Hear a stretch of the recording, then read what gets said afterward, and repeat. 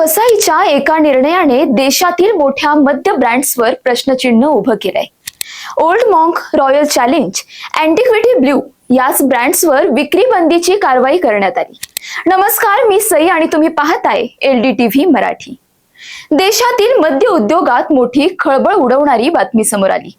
अनेक वर्षांपासून लोकप्रिय असलेल्या Old Monk, Royal Challenge, Antiquity Blue आणि बॅक पायपर या काही विशिष्ट उत्पादनांवर भारतीय अन्न सुरक्षा आणि मानके प्राधिकरण अर्थात फसाईने विक्री बंदीची कारवाई केली आहे. याचं नक्की कारण काय? फसाईच्या तपासात काही उत्पादनांमध्ये नैसर्गिक परिपक्वतेमुळे निर्माण होणाऱ्या चवीऐवजी कृत्रिम किंवा नियमबाह्य फ्लेवरिंग एजंट्स वापरल्याचा निष्कर्ष समोर आला. म्हणजेच व्हिस्कीला व्हिस्कीचा आणि रमला रमचा फ्लेवर वेगळा मिसळून उत्पादन तयार करण्यात आल्याचा आरोप आहे. भारतीय अन्न सुरक्षा नियमांनुसार अशा प्रकारच्या फ्लेवरिंगला परवानगी नसल्याचे संबंधित उत्पादनांवर कारवाई करण्यात आली आहे.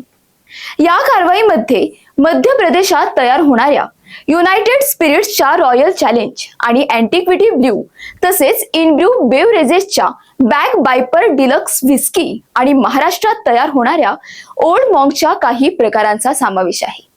मात्र महत्त्वाचा प्रश्न असा आहे की ही बंदी केवळ संबंधित उत्पादन केंद्रापुरती आहे की देशभरातील विक्रीवर परिणाम होणार आहे, याबाबत अद्याप अधिकृत स्पष्टता आलेली नाही.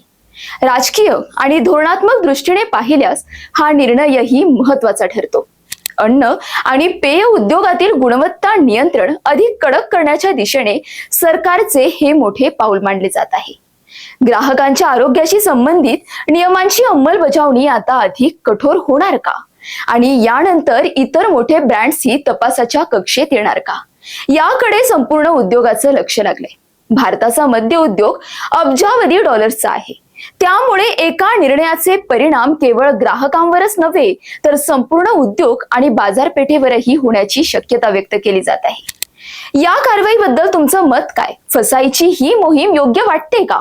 तुमचं मत कमेंट्समध्ये नक्की सांगा. आणि अशाच नवनवीन घडामोडींसाठी LDTV मराठीला सबस्क्राईब करायला विसरू नका. धन्यवाद.